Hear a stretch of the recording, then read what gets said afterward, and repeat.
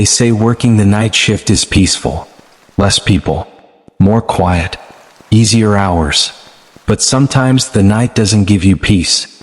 Sometimes it gives you secrets you were never meant to know. Welcome back to Dark Horror Bytes, where we uncover chilling stories hidden beneath the surface of so-called normal jobs. What you're about to hear comes from an anonymous former night guard at a zoo in South Dakota. It was originally posted to a private forum for late shift workers, one that has since been deleted. No follow-up, no trace of the original poster. Only the story remains. I'm a night security guard at a zoo in South Dakota, and there are horrifying rules to follow. I took the job because it seemed like the easiest gig in the world. 32 years old. Recently laid off from a warehouse job. Bills piling up. I needed something, anything. When I saw a job posting for an overnight security position at a local zoo, I didn't hesitate. It offered $500 per night, 5 days a week. That kind of money for walking around and looking at animals through a monitor? I thought I hit the jackpot. There was no formal interview. Just a phone call and a strange voice on the other end. You show up. You follow the rules. You get paid. Break them, and you won't last long. I laughed, thinking it was some kind of elaborate prank. It wasn't. The Hollow Creek Zoo sat about 30 minutes outside Rapid City, hidden in a thick forest. I arrived just before sunset. The main building was small, old-fashioned, and smelled faintly of blood and bleach. A man named Leon greeted me. Older guy, graying beard, faded security uniform. He looked like he hadn't slept in days. Leon handed me a binder. "You're the third guy this month," he said, eyes sunken. "I hope you're smarter than the last one." Inside the binder was a single laminated sheet labeled, "Night Security, Critical Rules." There were 10 rules. 1. Begin your patrol at exactly 8:30 p.m. Not before. Not after. 2. Do not enter the aviary after 10 p.m. No matter what you hear. 3. If the chimps are all gathered in a corner and staring at the same spot, walk away. Do not look. 4. The polar bear enclosure will appear empty between 1:33 and 2:01 a.m. It is not. Stay 15 feet away from the glass. 5. If a second U appears on the security monitor, do not leave the building. 6. If you see a woman feeding the giraffes after midnight, turn around and go back inside. She doesn't work here. 7. Do not, under any circumstances, speak to the white peacock.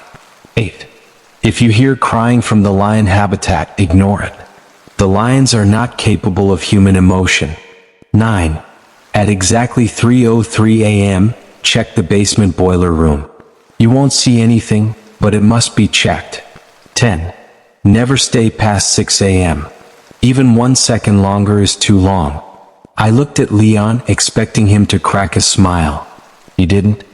I didn't believe them either, he muttered. That's why I limp. That first night felt normal. For the first hour, I did my rounds, flashlight in hand, monitored the enclosures, watched lazy tigers breathe against their glass walls. But at exactly 10:02 p.m., I heard something strange from the aviary. A low guttural hum. Then a woman's voice singing. Rule number 2, do not enter the aviary after 10 p.m. The singing turned into screams. Someone was banging on the inside of the enclosure. I pressed my hands against my ears and backed away. As I did, a shadow passed behind the frosted glass. A tall, thin figure with long arms and something trailing behind it like feathers or a tail. The scream stopped. When I checked the next morning, the aviary was locked. Empty. On the 4th night, I spotted myself. I was reviewing footage from camera 3, aimed at the central walkway, when I saw someone walking it. Same security jacket. Same gait. It was me. But I was sitting at the desk. Rule number 5. If a second U appears on the security monitor, do not leave the building. I stared at the monitor as the other me turned slowly toward the camera. Its face was blank. Not just expressionless, literally blank. No eyes, no nose, just smooth skin. Then the monitor went static. It was around 1:40 a.m. when I passed the polar bear enclosure. The area was quiet, eerily so. I looked through the thick viewing glass. Empty. Not a paw print. Not a ripple in the water. It looked abandoned. Then I remembered. Rule number 4, between 1:33 and 2:01, the enclosure will appear empty. It is not.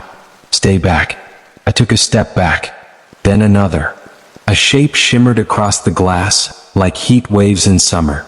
Something huge and white pressed its snout against the inside wall, fogging the glass. But there was no sound, no breathing, only the impression of a mouth, slowly opening, full of human teeth. I didn't believe rule number 6. I thought it was a joke. Until night 6. At 12:16 a.m. I saw her. A woman in a blue dress, long black hair, was feeding the giraffes. She moved stiffly, jerking unnaturally between motions.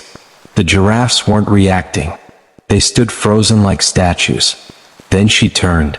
Her eyes glowed white under the moonlight. I turned and sprinted back to the building. On the monitor she watched me run. It spoke to me on the 7th night. Yes, it spoke. It had wandered near the security office window, tail dragging behind it like a cape. It stared directly at me and said, in perfect English, "You're late for the boiler check." My stomach turned. Rule number 9, check the boiler room at 3:03 a.m.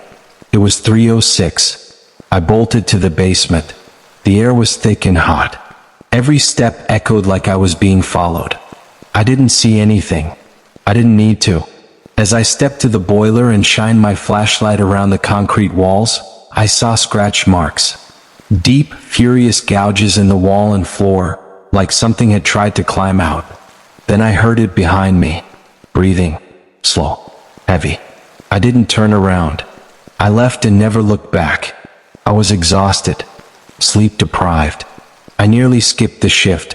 But the money, I needed it. That night I broke the last rule. I lost track of time. I stayed too long. At 6:01 a.m. the zoo changed. The sky turned a sickly green. The animals stopped moving. Everything froze. I felt something behind me watching. Then the intercom buzzed. Leon's voice came through. "You stayed too long." The door to the security office slammed shut. The lights died. And in the reflection of the monitor, I saw myself again. Except this time, it smiled. I woke up in the supply closet wearing a new badge. Supervisor. Leon was gone. No one remembered him. I hand the rules out now. Train the new guys. Watch them break the rules one by one. Just like I did. One of them asked me what happens if they follow every single rule. I didn't have the heart to tell him. The zoo changes the rules. It always does. Some jobs aren't meant to be held forever. Some paychecks come with a cost you can't count in dollars. And some places should never be guarded at night. If you're ever offered a job that sounds too good to be true, especially one that comes with a list of strange rules, do yourself a favor. Walk away. Thank you for watching Dark Horror Bytes. If this story chilled you to the bone, hit that like button, subscribe, and turn on the bell so you never miss a nightmare. Until next time, don't break the rules.